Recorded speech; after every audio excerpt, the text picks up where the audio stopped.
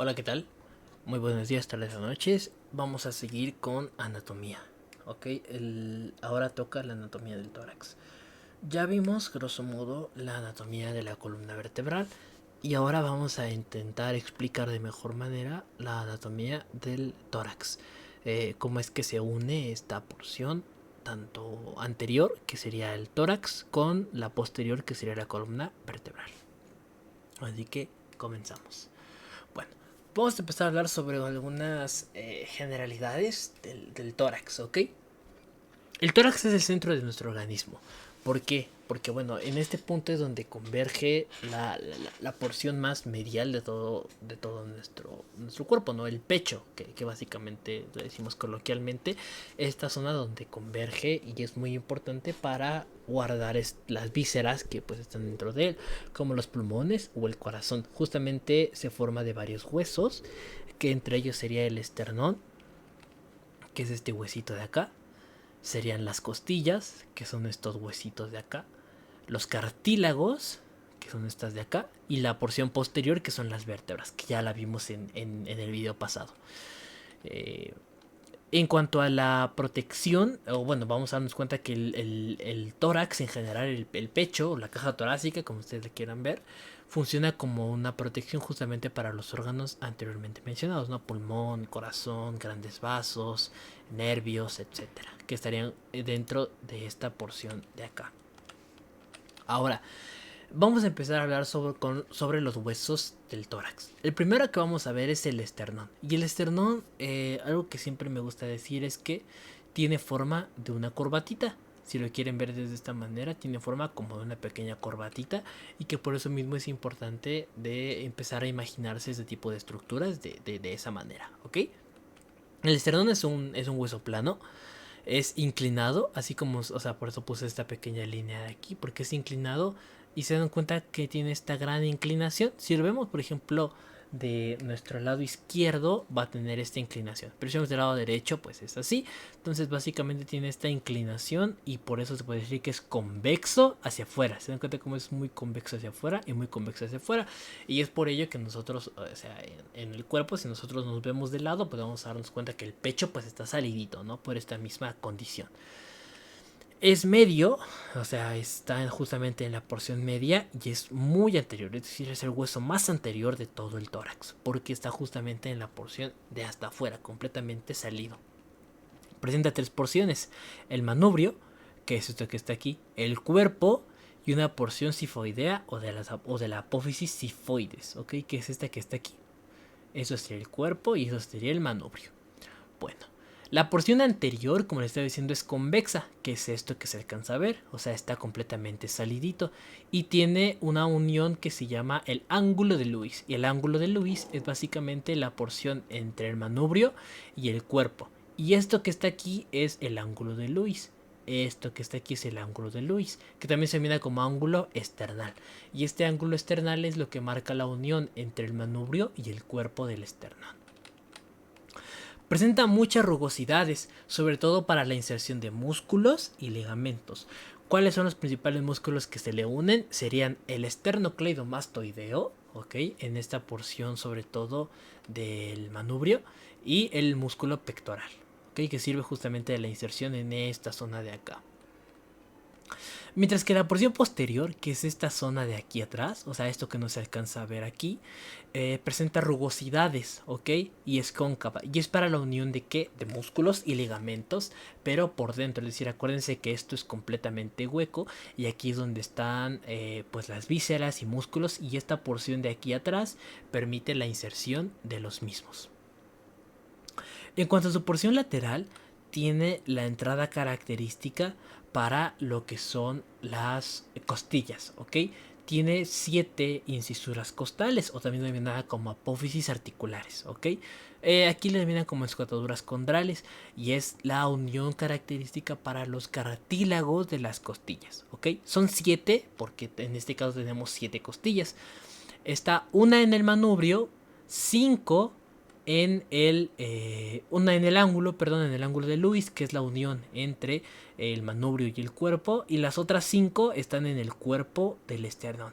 Sin embargo, en ocasiones esta del manubrio puede estar en el cuerpo del esternón y puede haber una en la apófisis sifoides. Aunque lo más común es que haya una en manubrio, una en ángulo y las 5 en el cuerpo, ¿ok? Ahora, va a tener escotaduras intercondrales, es decir, entre cada uno de las escotaduras intercondrales, o condrales, perdón, que son esas que están acá, que es para la inserción del cartílago, va a haber espacios, ¿no?, entre cada uno de estos cóndilos. Y este espacio son las escotaduras intercondrales, que ayudan sobre todo al reforzamiento por ligamentos. Siguiendo con el esternón, su extremidad superior es lo que se denomina como manubrio, ¿ok? Y el manubrio tiene dos zonas bien importantes, que sería la escotadura esternal, que es esta que está aquí, y la escotadura clavicular, que es justamente para la inserción de la clavícula. La escotadura esternal también se llama yugular, así como aquí se alcanza a observar en esta porción. La extremidad inferior, que sería esta que está aquí, es lo que conocemos como la apófisis sifoides o procesos sifoides. Es una porción súper delgadita, incluso puede llegar a ser cartilaginosa, obtusa. Y sirve para la inserción sobre todo de los músculos abdominales, porque recordemos por anatomía que básicamente aquí está el abdomen, aquí están las costillas, aquí donde estoy marcando el puntero estarían las costillas, y esto pues obviamente es la cabeza. Sin embargo, justamente en esta porción de aquí abajo es en donde se encuentra el abdomen, y este proceso sifoides o apófisis sifoides permite la inserción de estos músculos. La terminación puede ser distinta. Se dan cuenta que el proceso sifoides se ve como si fuera como una mano, como una garrita, porque está como en dos, justamente como un pico. Sin embargo, también puede ser como este que está aquí, que es único, ¿no? Entonces de eso dependen muchos factores. Pero pues es básicamente normal, y eso son cuestiones nada más de la formación del esternón. Es un hueso diploico. ¿Qué quiere decir esto? Que por dentro está completamente lleno de tejido esponjoso, mientras que por fuera está completamente rodeado por tejido compacto. Por eso es que se considera como un hueso diploico. Su desarrollo se da por dos láminas, aquí tenemos las dos láminas, que se unen en el punto medio, es decir, una lámina izquierda y una lámina derecha se van a unir en el punto medio hacia el sexto mes de vida fetal. Pueden no unirse, y es un problema grave, y este problema es grave porque justamente empieza la formación de, por ejemplo, un corazón que esté hacia afuera, ¿no? En vez de que esté protegido por la caja torácica, está salido porque no se cerró esta caja torácica.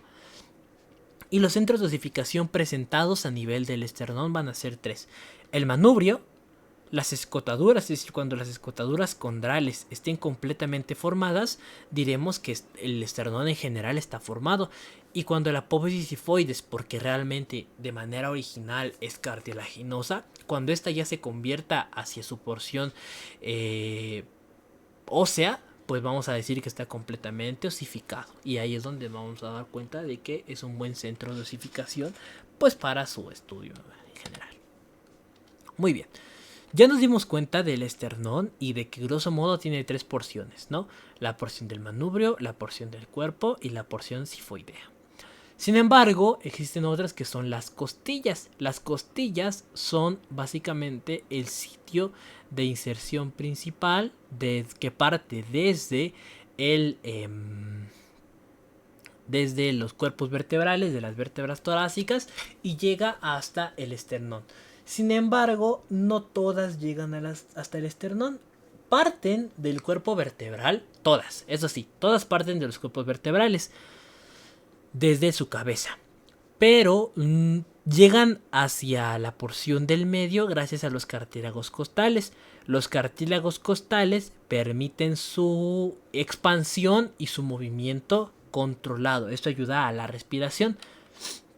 Sin embargo, no todos los cartílagos costales llegan directo al esternón. Se dan cuenta, este sí llega al esternón, este sí llega al esternón, este sí llega, este sí llega, este sí llega, este sí llega y este sí llega.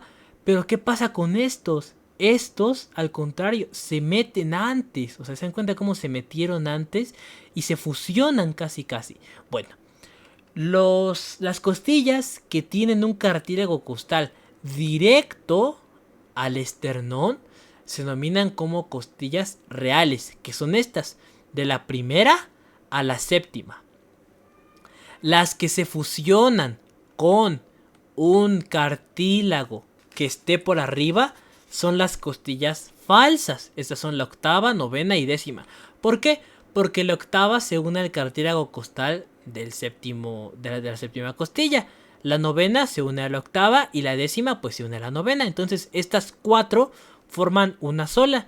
Sin embargo, el cartílago original, es decir, el cartílago que realmente está entrando, es el de la séptima, porque el de las otras 3 solamente se llegó como a pegar ahí, ¿ok? Entonces por eso se denomina como como costillas falsas, perdón.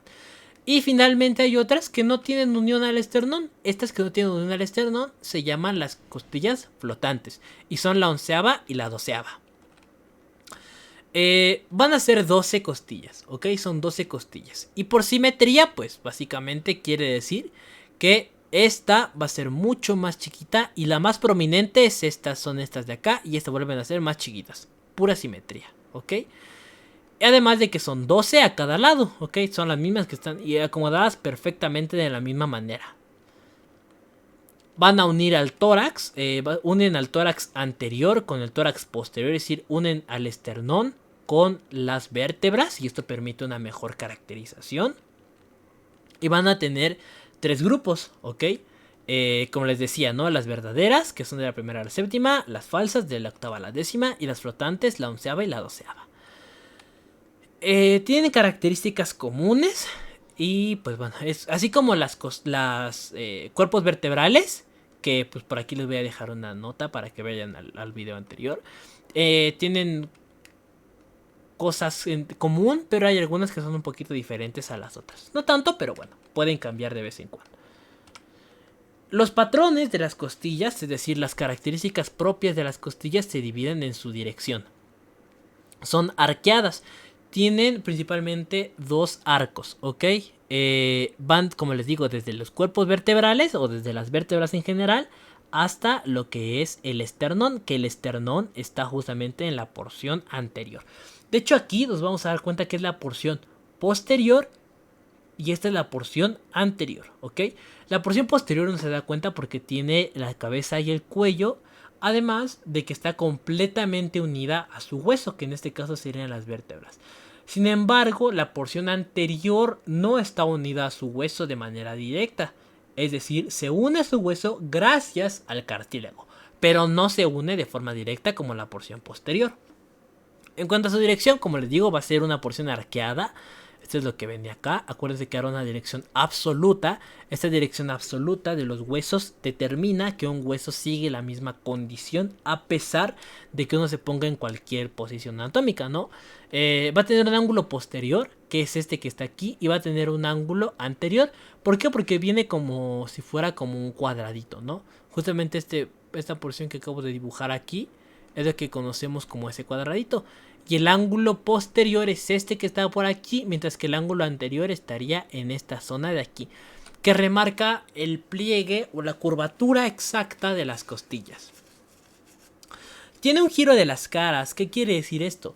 Que sobre todo, o sea, la cara posterior, que es esta que está aquí, se va quedando, y la cara posterior que estaba aquí va a terminar siendo la cara anterior, mientras que la cara anterior que estaba aquí va a terminar siendo la cara posterior. Es decir, como es un círculo, un arco, pues digamos que siempre va a haber una cara que va a estar rodeando, y esta cara que va a estar rodeando siempre va a estar apuntando hacia afuera. Sin embargo, este giro de las caras que se refiere es más que nada porque la cara no va completamente derecha en toda su porción, sino que esta porción de aquí, que es la más anterior, que es la que se va a unir con el esternón, se va haciendo como que un poquito hacia atrás.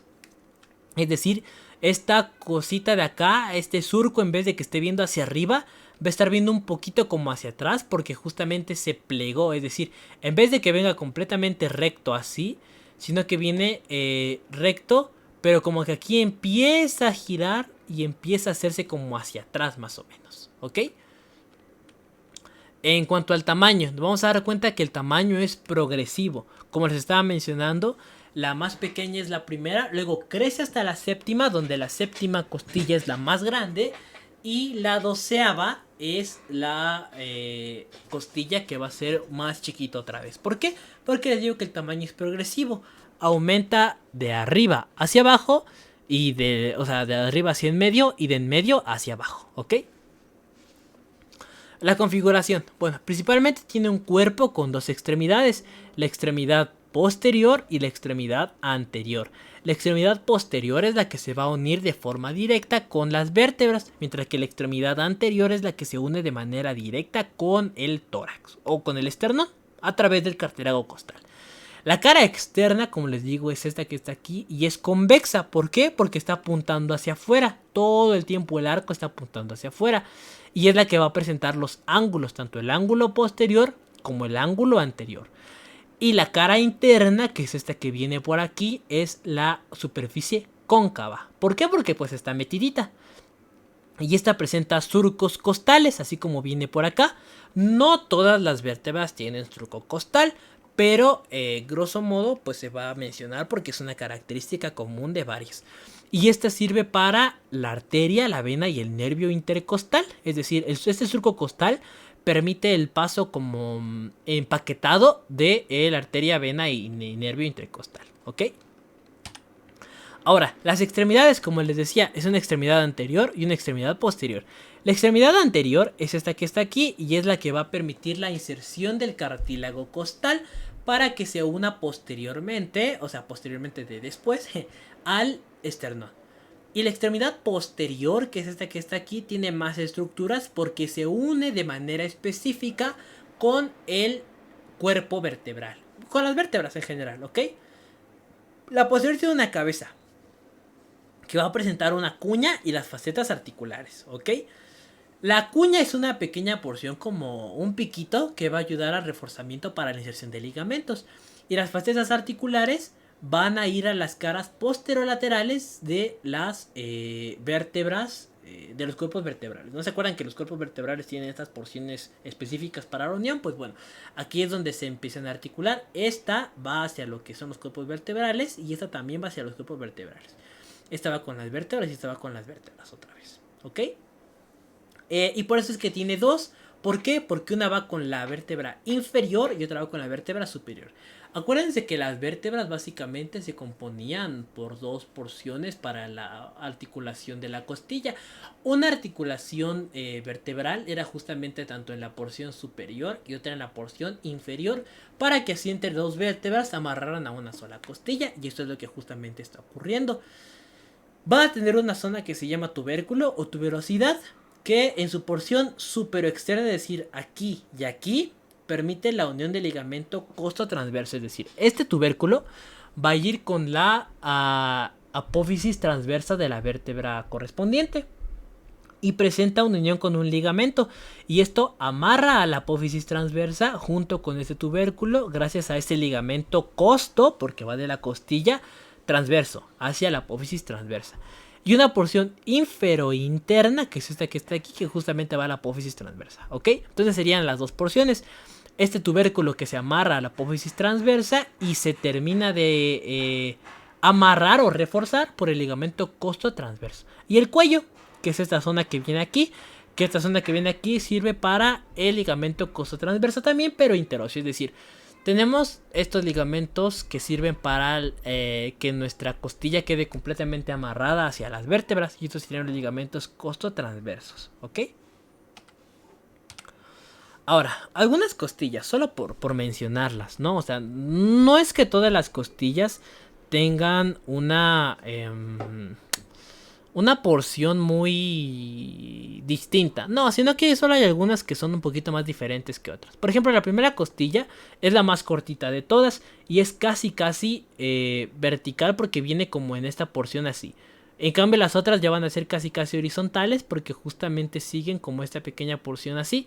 En cambio esta, como viene desde arriba, pues hace este movimiento hacia abajo, ¿ok? Este movimiento así.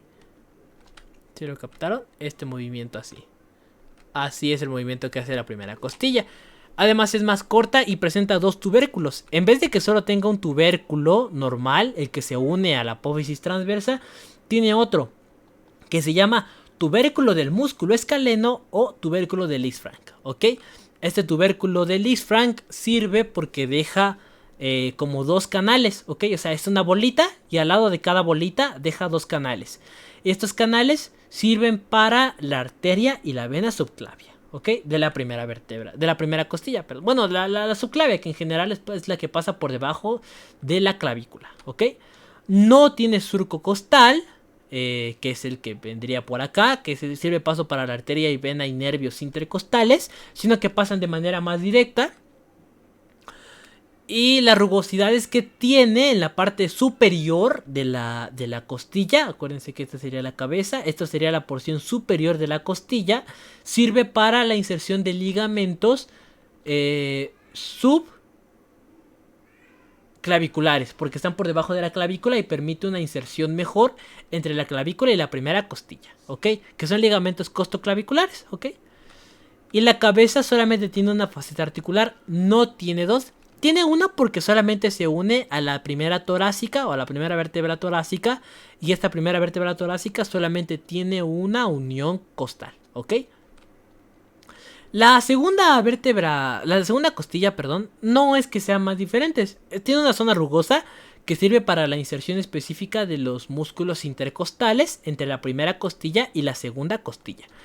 Tampoco hay canal costal o surco costal, como lo quieran observar, y esta ya presenta dos facetas articulares, porque esta ya comparte la porción inferior de la primera costilla y la porción superior de la segunda costilla, ¿ok? Entonces ya presenta estas dos facetas articulares. Ahora, la onceava y la doceava son estructuras, por ejemplo, la octava costilla es completamente normal. La onceava y la doceava son importantes porque son flotantes.